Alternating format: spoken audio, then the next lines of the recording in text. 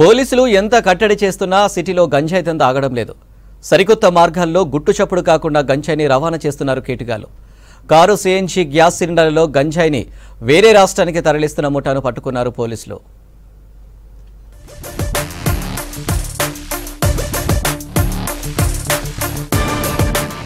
ఎన్ని గ్యాంగులు పట్టుబడుతున్నా, ఎన్ని నెట్వర్క్లు ఛేదిస్తున్నా సిటీలో గంజాయి రవాణాకు బ్రేక్ పడడం లేదు. రోజుకో ముఠ కొత్త కొత్త మార్గాల్లో గంజాయిని ట్రాన్స్పోర్ట్ చేస్తోంది. పోలీసులు తనిఖీలు ఎక్కువగా చేస్తుండటంతో ఓ ముఠ వెరైటీ ప్లాన్ చేసింది. ఎవరికి అనుమానం రాకుండా సిఎన్జి గ్యాస్ సిలిండర్లో గంజాయి తరలించడానికి ప్రయత్నించింది. పైకి సిఎన్జి గ్యాస్ తో నడిచే కారులా కలరింగ్ ఇస్తూ డిక్కీలో సిఎన్జి సిలిండర్ ను పెట్టారు కేటుగాళ్లు. పోలీసులు పట్టుకున్న సిలిండరే కదా అని చూసి వదిలేస్తారని అనుకున్నారు. కానీ సీన్ రివర్స్ అయింది. మేడ్చల్ ఎస్ఓజీ పోలీసులకు అడ్డంగా దొరికిపోయారు గంజాయి బ్యాచ్.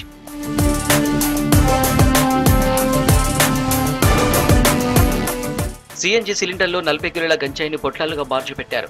కారు వెనుక సీటు కింద మరో 25 కిలోల గంజాయి పెట్టారు. ఆంధ్రప్రదేశ్ నుంచి హైదరాబాద్ మీదుగా ఆగ్రా తరలించేందుకు ప్రయత్నించారు కేటుగాళ్లు. పట్టుబడ్డ గంజాయి విలువ 19,50,000గా ఉంటుందన్నారు మేడ్చల్ డీసీపీ నిఖితా పంత్. ఓఆర్ఆర్లో 2 వెహికల్స్ ఆంధ్ర నుంచి ఆగ్రాకు 65 కేజీ గాంజా తరలిస్తున్నారు. దాని సంబంధి 4 అరెస్ట్ చేశాము.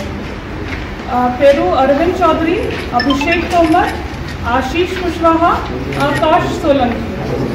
రెండో వెహికల్ స్విఫ్ట్ డిజైర్లో గాంజా దాచారు.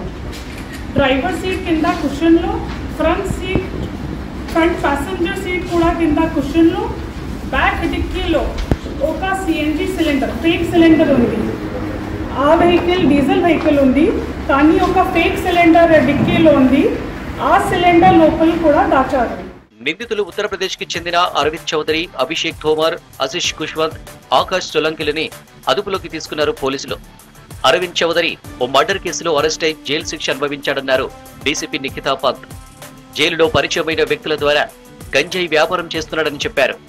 నిందితుల నుంచి 2 కార్లు, 6 మొబైల్ ఫోన్లు స్వాధీనం చేసుకున్నామని చెప్పారు. మొత్తం ఈ కేసులో 65 KG ganja, 2 vehicles, 6 cell phones స్వాధీనం చేశాము. ఈ విధానంగా నుంచి ఇండియాలో మొదటిసారి, ఈ విధానంగా అంటే సిలిండర్ లోపల దాచడం ఇండియాలో మొదటిసారి జరిగింది.